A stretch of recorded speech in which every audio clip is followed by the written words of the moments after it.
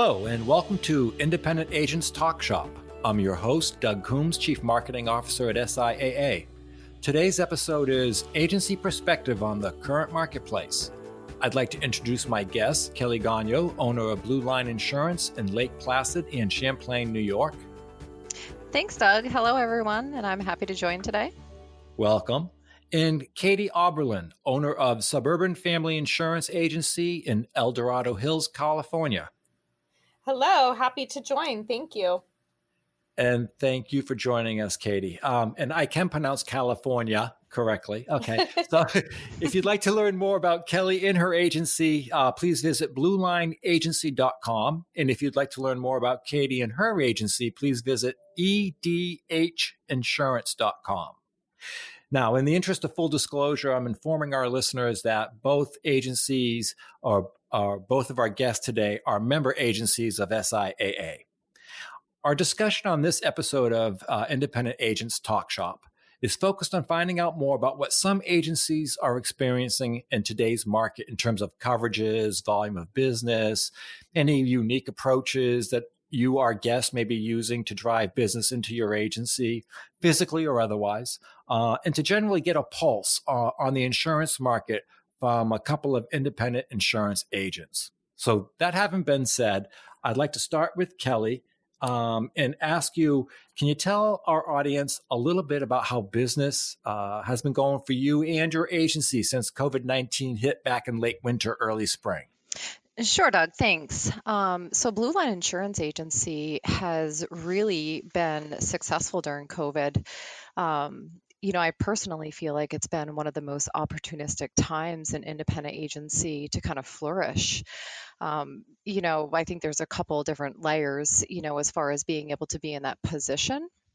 Which I kind of, go back to, preparation for anything that can kind of, disrupt your business, which is something my agency has always, been strong about.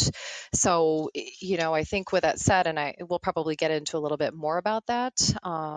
But I think, that's led us to have, one of the greatest years that we've had in a long time. Wow. And that's great to hear, actually. Obviously, there have been plenty of stories, not just from the insurance industry, but elsewhere, citing the struggles of a number of business owners. And it is, I think, nice to realize that there are some who are doing well despite even with the whole COVID-19 outbreak. So, Katie, I'd appreciate it if you could tell us the same, how things have been going for you and your agency. Things have been going great here. I think I have been busier than ever since COVID-19 hit for a couple of reasons. One is I think just fear of the future. People are shopping around, so my phone's just ringing more. Also, my office and I live about 2 hours from the Bay Area. And so many of those people are now working from home. And as you know, the Bay Area is incredibly expensive. So we have a huge influx of people moving to our area. We have great schools. Housing prices are relatively affordable, and it's just a nice place to live. So lots of people moving here. So my phone is just going off constantly, people looking for homeowners insurance. Terrific. And that's great to hear as well. So before I actually dive into my next planned question, I'm just wondering if either of you can comment on how the types of coverages you might be providing are changing. And I think in one of our discussions prior to actually starting today's podcast, I had mentioned to one of you that it's my take, if you will, or my thought that that RV coverages must be up based on what we hear about people and vacations and how they're vacationing in 2020. Has either of you seen that kind of thing? I definitely have had a lot of people buying campers.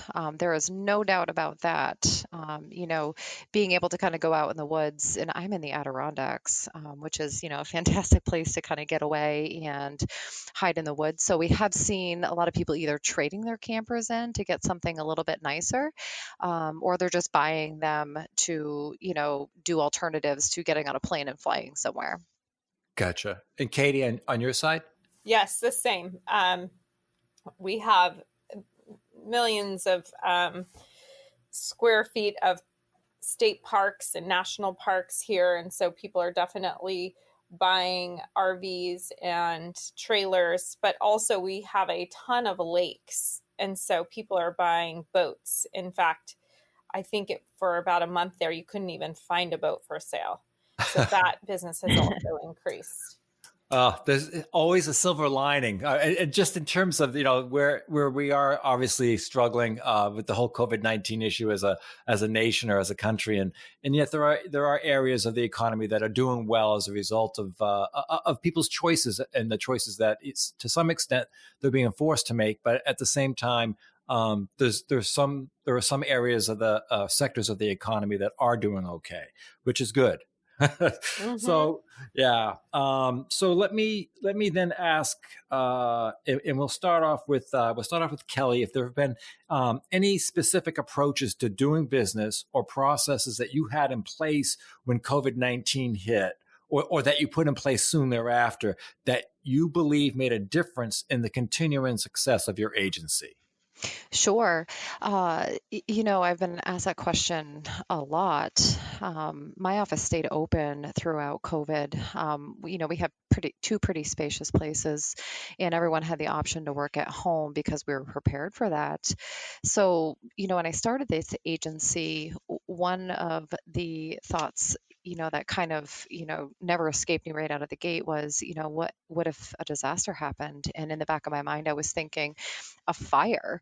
And, I sort of invested in technology right out of the gate. And then if there's anything new that kind of comes out that helps us, do business easier or be able to connect with someone else in a different way, we've invested in that along the way. So when COVID hit, I mean, it wasn't a fire, so to speak, but it was the same type of disaster. You needed to be able to service your customers, keep your team working, and have the ability to make that happen pretty quickly. So to say that we were ready for, I mean, no one was ready for COVID, but to say we were ready to react to it and quickly, there wasn't really any downtime in what we do and how we do it. So I would say being prepared and having the investment into technology and a plan in place is really kind of the key to navigating through these times. Sure. Okay. So Katie, would you say that you had anything in place that uniquely qualified or enabled you to be able to deal with this situation? I would agree with Kelly. Technology, we can work from anywhere. That's one of the reasons why I love insurance so much and this type of business is I can literally work from anywhere. And so can my staff. I would say we were definitely much more proactive in remarketing all of our families that were coming up for renewal and over communicating our remarketing efforts because of the general fear of the future that people were feeling. So I think that helped a lot, and people really appreciated that. I agree with Katie a lot. Communication was like the biggest thing. So, if you had, I mean, Katie, I'm sure you have this too, clients that walk in and still pay cash for their premiums. We have a lot of people that use our technology, but even just communicating to, those particular clients, how we're changing and how we're doing things certainly was helpful. And then just, letting them know that we've got their back. So same thing. Mm-hmm. Great. Okay, so that's important. I guess the other thing I picked up on as you both were talking was your ability to work remotely. And Kelly, I know you have multiple locations. Was it perhaps easier to support multiple locations? This may sound counterintuitive, but easier to support multiple locations with remote staff, meaning, somebody who could deal with both locations, maybe from their home, as opposed to having to worry about them being physically in the office during this time frame? So interestingly enough, we only had one of 9 people working at home. So, like I mentioned, we had really spacious offices. So, I quickly got the things that we needed to have in place. And we actually all had the option, like I said, option to work at home, but everyone still wanted to come in. So we just kind of, kept track of what was going on with the CDC and then also our local health departments. And we ended up locking the doors, for the public coming in, and it sort of made it really easy. With that said, everyone had the option. So I did have one team member working at home because she had kids and stuff, so I think she felt more comfortable. But everyone had their own like workspace. So, and it was separate. We're all kind of like, separated from each other. So it sort of worked out. We had like, 30 feet away from each other, and it made it easy just to come to the office and be able to do what we do. With that said, we kept the doors locked. So we had to communicate that part. So we just utilized our technology to be able to still, work with our clients. Right, right. Okay, so let me, I guess, take that a little bit further. Katie, you can comment on this, please, if you would. Not just a matter of distancing, right, as part of the COVID CDC guidelines, but also in terms of staff that may have had kids that now could no longer go to school, right? They were home now and working from home. Given those kinds of unique situations, did either of you have to deal with that kind of thing? You know what I'm saying, and accommodate that kind of issue as a business owner? Yes, absolutely. We're kind of fortunate in that really the only person that has a young child at home is me. The rest are high schoolers, middle schoolers, and they've been able to, for the most part, take care of what they need to take care of on their own. But of course, we're incredibly flexible with taking phone calls or needing to go home and, fix the internet or whatever that is. Everyone is just working together to make this all work. I have my 7-year-old in a pod of kids that are being taught by an adult through virtual learning. So even though we have the virtual learning option that we took, she can't do it on her own. And so we have she's not credentialed, but like a teacher teaching. And that's very common here. A lot of people are doing that because otherwise we just couldn't work. There's no way we could teach and work. So we're very fortunate to have that teacher. And we just we don't have a lot of very young kids in our agency. So. Yeah. Okay. And so that works out all right. But I think there's some level of that type of situation touching on multiple businesses. And I guess what I'm trying to point out is that the independent agent is not an exception to that. Nope. So Not at all. Not at all. I have, I'm the opposite of Katie. I have, you know, my age, the age of my office, or anyone that's in like their 40s, believe it or not, we don't have children. And I do have one girl that does have a small child at home, and she is the one that worked at home. But like I think, like Katie said, she has expressed to me, it would be impossible to actually teach him at home and do her, function with, with the insurance stuff at the same time. So, we made arrangements for her to be at home, and she actually was able to school with him.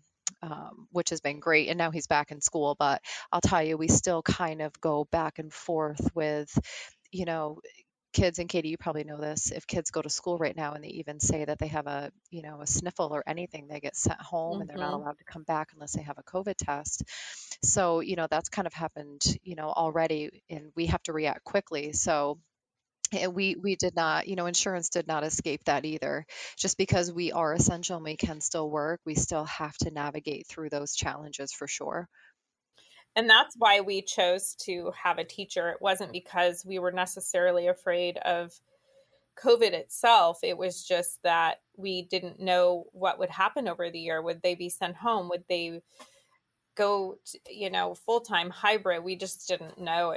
And to be able to run the agency, I had to have somebody help out. Sure. Okay, so what I'm hearing here, and although I don't think that it's been a case of it's decimated the capacity of your office by any stretch, but you've been touched by some of this need to be flexible, and it's interesting, and this is probably just my own observation, but it's interesting to me that for years, many industries, and I do believe that to a large extent, the insurance industry has been one of those where it's been said, no, we can't have people working from home. No, we can't have people working remotely. It just won't work. And it's not indigenous or unique to the insurance industry, but I think we've all learned a lesson that, oh yes, we can be flexible. Look what look what we have to be flexible if we want to continue. So we're going to do that. So it sounds like both of you have had a willingness to have that flexibility within your own offices.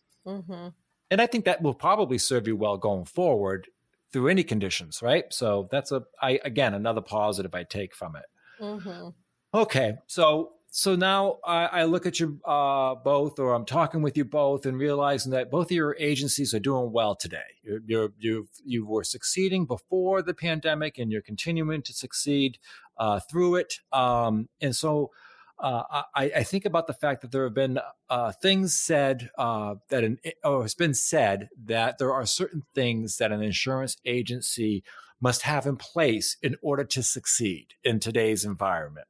And I think it's actually been said that these things need to be in place in order for an insurance agency to stay in business for the long term, one way or the other. So I have this list. And I please understand, I don't expect either of you to say that you are doing all of these things, but I'm trying to get a sense for the true necessity of some of these things in terms of tools within the insurance agency in terms of continuing your success. So if you'll bear with me, I'm just going to run down this list, and then if you'll just comment on them as we go along, that'd be great. So websites, I know you both have them. Would you say there's anything unique about your website? I think that if you have a website and, if you're not paying attention to what your competition does, then you're kind of missing the boat a little bit. We can have our clients contact us off the website. They can request service off the website. They can just send us a general message as well as get quotes. So, I mean, if you don't have that as an agent built into your website, then you should really look into doing that, because it's a really fantastic way for people to just quickly contact you. Because, I mean, let's face it, everyone goes to the internet to find everything out these days. So you have to make it user friendly. Sure. Katie, your website? My website is pretty simple. There's a couple things that can be requested through the website, but I think what makes my website work, and I do feel like it's where I get most of my calls for new business from, is that it's always first.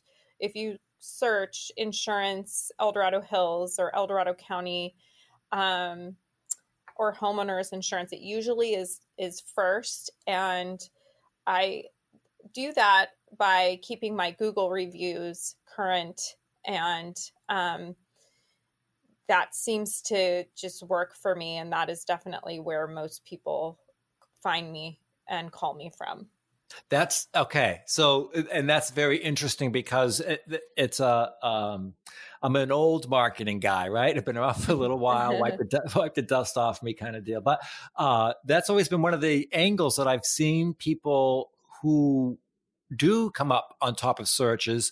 The angle that they understand is that Google likes it when you play their game. Right. And I don't mean that negatively, but I remember back in the day when, if you had a Google Plus account, that your agency would come back high, right at the top before they shut it down, right before they shut Google Plus down. That I used to recommend to people that even though Google Plus didn't seem to be going anywhere, engage in it, because it will help your search rendering, right? So it's a great thing. It is important to stay on top of those Google reviews. Actually, I think that's awesome to hear that you're doing that, and that it's resulting in something tangible. Okay, so let me move and ask about virtual meeting software, such as Zoom. Do either one of you, have such software? And if so, how long have you had it for? I definitely have all of the above as far as Zoom, GoToMeetings, and it's really been a main point of contact when it comes to, any of my meetings and whatnot. We definitely can do it with our clients, but we really haven't been in a position where we've needed to do it thus far. So, yes, we could. We have, like I said, we have access to all of them, but it just hasn't come up where we've had to do it on a client side at all. Gotcha. And that was Kelly. Katie, do you have anything along that line or no? I do not. The carrier meetings that I attend are through Zoom. They contact me through their Zoom or whatever program they have. I have not needed it.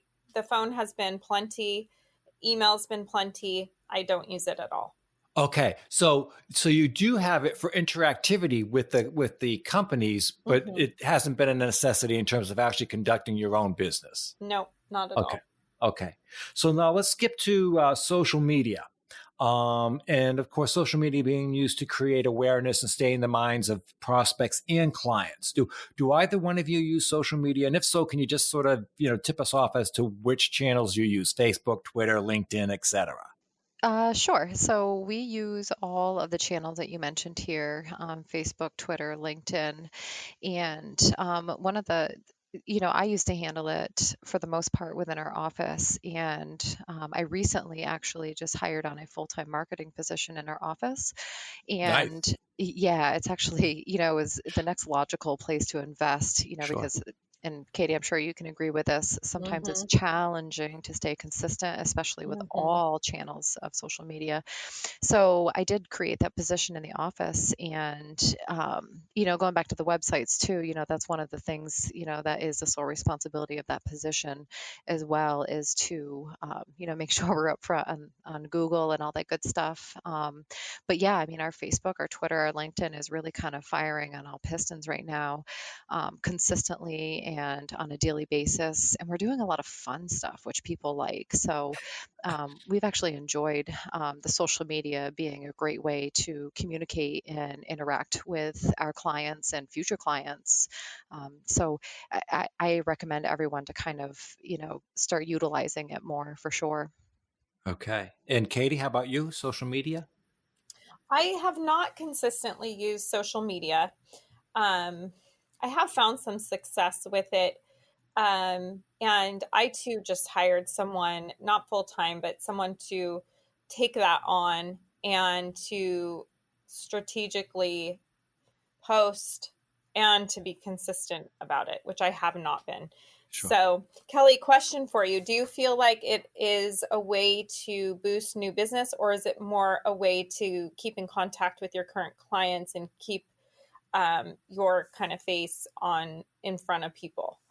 So I would say the answer is both. We write a ton of business from social media. We get a lot of emails, and or it'll drive, because you can kind of track like how social media is driving people to your website and all that good stuff. So it's been really fantastic for the communication as well as writing new business. So that was kind of one of the reasons why I did choose to bring on that position and start investing in it a little bit more, because it does work. And, I've tried, the print and the radio and different ways to kind of advertise, and really social media is where it's at right now. And, during COVID, it was also just a fantastic way to communicate, and, you can pay to boost in a particular area. So for me, with having branches in different locations, it was really nice to be able to, boost in, what we call the North Country, and then boost in the Adirondacks, and kind of get the word out of like what we're doing, how we're handling things, updating as things changed, but at the same time, still put the message out like we're here, we're present, we can do business however you need us, whether it's, text or email, however. So, a lot of agencies weren't open and they weren't able to do business in the same ways that we were. So we wrote a lot of business just by getting that out there on social media. Very good. So Katie, let me ask you this, if I may. Do you engage in social media on a personal level? I do, yes. And Okay, and let me. I'm sorry. Let me just follow this up though. Would you say that most of the people who follow you on social media, on your personal social media, know that you are the owner of an insurance agency? absolutely. Yeah. Okay, I would put forth to you then that although it may not be the kind of concerted effort that you want to get to, that in fact your agency is engaging in social Hmm. media. Okay, so Yeah. yeah, all Yeah. right. So all right, let me move on then and ask you both if either of you is using a mobile app for your agency.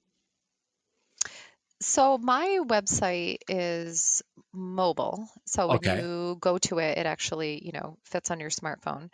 Yeah. It does have a little pop-up where you can save it on your home screen, and it looks like an app, but it's not specifically an app. But when, like I said, when you go on the website, you certainly, can click on anything as though it was a mobile app. So I'm not really sure. Actually, when I was reading that, I'm like, I don't know, maybe, maybe not. But I mean, it's on my phone set up and it looks like an app. But yeah, when you go to our website and again, when I say you look at like, the competition's website, there's a lot of them I go to it and it's not created to be mobile, so it's very difficult to read. And mine is very point and click, if you need to contact us for whatever, I mean, you just do it. So the answer is not officially, but unofficially. Right. No, but I follow that. So you have a mobile friendly website so that it is adjusting to whatever the mobile device is that it's appearing on. And that's a minimum to my way of thinking. That's a minimum step to take or necessary step to take in this day and age. Right. So Yeah, for sure. yeah. All right. And Katie, how about you? Anything in terms of a mobile app? I do not, but I also have a site that is pretty friendly on a cell phone. You can contact us through that site and you can request a quote through that site. Um, but I do not have a specific mobile app Okay. for my clients. Gotcha. I would. It's funny. We've been talking about that a little bit here at SIAA, and we've just engaged in an agreement with a company called Code and Color to produce mobile apps for make mobile apps available to our member agencies, and that announcement is going to come out shortly. But my point here is that part of the reason why we thought it was really important to make this available is that we do believe that at different pockets of the country, the way business is done is altered for probably forever, right? In some ways, right? So people are going to want to make fewer trips to their insurance agent and might prefer to actually conduct business through a mobile app. And so we do think there's going to be a rise in that. And so we wanted to make it available. I guess I'm throwing that out there because I do understand how insurance agents have been able to get away, if you will, without having that mobile app. But I would suggest that just like you want your bank to have that mobile app so you can do certain things, I think the same is true of the insurance agent. So I anticipate that there will be a steady growth, shall we say, in that area going forward. All right. So quickly, do you both have outbound or do either of you have outbound text capabilities? Sounded like Kelly, like you did. Yeah, we use AMS 360 and they have the textability. So we certainly, we've been texting for probably, 3, 4 years now. Great. Yeah, it's a great tool. I mean, who doesn't text message? No, I mean, it's fantastic. So Well, you have the millennial market anyway. I know, and I say all the time, like, you sit in an agency and we all have, different preferences on how we do business. But at the end of the day, it's not about us. We have to Right. make sure that we have the ability to contact with each demographic, each market, whatever. So, yeah, we've been text messaging for years, which has worked out super. Great. And Katie, anything on the text messaging side? Yeah, we also have text capabilities. We haven't used it in the past as much as we're using it now with the influx of people from Silicon Valley coming here. It's definitely preferred. I could see a mobile app being really helpful. So I think we're kind of changing right now. We're going to have to look at more of that. Sure. And you know what? I'd like to actually pause for a minute to make sure that we stress that that your marketplace is such that a lot of the folks from the Bay Area are migrating towards your marketplace, right? Mm-hmm. And they're bringing this propensity to use these tools with them. Yep. And so it sounds to me like you're aware of that and thinking, okay, we're going to make sure we adjust how we do some of these things in order to meet this new market, if you will. Mm-hmm. Okay. Yeah. So, and we've seen a similar thing. And Kelly, I'm sure you're aware of this as well. I mean, up here in the Northeast, Kelly is actually up in New York, and I'm based in New Hampshire. But what we've heard about are the New Yorkers migrating out of New York City and into the states of Connecticut, Rhode Island, Mm-hmm. out of the city, just because of the current situation. I don't know what the Mm-hmm. long-term effects are there, but it's the same kind of approach or thinking, I think, will be necessary on the part of many agents who are located in more suburban / rural settings where people are migrating there, right? Mm-hmm. So, Mm-hmm. yeah, something to Yeah, keep in mind. yeah, Good. that's a great point to bring up. And like Katie in California, you have all these people that are migrating to you. The same thing. We have a lot of people coming from the city that are in the Adirondacks now, and the real estate market is booming. So, homeowners has been, fantastic, second homes. Um, but yeah, having that ability to do business quickly. Someone that's coming from the city, they're buying houses sight unseen, just moving up here to get away, and they want to move quickly. They want a text message. They want to sign things, electronically on their smartphone. So you have to be prepared. And there's a lot of times we're picking up, quotes because, they've waited too long with another agent. So, being able to be prepared for that kind of influx of people coming into your area, certainly helps out. Mm-hmm. That's a solid point. That Mm-hmm. really is. I think we probably have both heard the stories about how people are actually buying houses without actually getting to those houses, but Mm-hmm. rather buying them based on photos, descriptions, and virtual tours. All the So, time. yeah, so that's how quickly, right, you have to be able to react if you want Yes, to be the agent of record for that Mm-hmm. house and that client. So, absolutely. yeah, Yes, okay. So, and I would say that is one of the things that is most helpful for me is I answer my phone, and Mondays are crazy busy. The phone just doesn't stop, and I don't try to get anything done that day. I just make myself available, and that's really important, is not getting tied up with the actual work, but just knowing your busy times and being available. Hmm. that's huge. Yeah. Yeah. I agree 100% with that. And kind of going back to like how has, things changed within the office. And Katie had kind of mentioned that in the beginning, that she's busier than she's ever been. And I would agree with that 100%. But, making that choice to be available. So, Mm-hmm. and Katie, probably the same as you, like, I'm at the front desk answering phones and processing payments and quoting and reshopping and doing all of that stuff. Um, more than I ever have. And, Mm-hmm. I've always been a working owner, but just being present and being available and being the Mm-hmm. person on the other end of the phone is so helpful. Mm-hmm. That's excellent. Yes. Good to hear. So, I have the rest of this list, but we're running out of time. So I'm gonna pivot, and I'm gonna drop down and ask that based on what we've covered today, the things we're talking about, and the way the market is going for each of you in your respective geographies. How do you see things playing out in 2021 in terms of your agency's continued success? I mean, it's going to be something similar to what do you anticipate something similar to 2020, or do you foresee new challenges, or what do you think? So, I, don't see much different for 2021. I mean, I don't think we really have any answers on how COVID is going to change.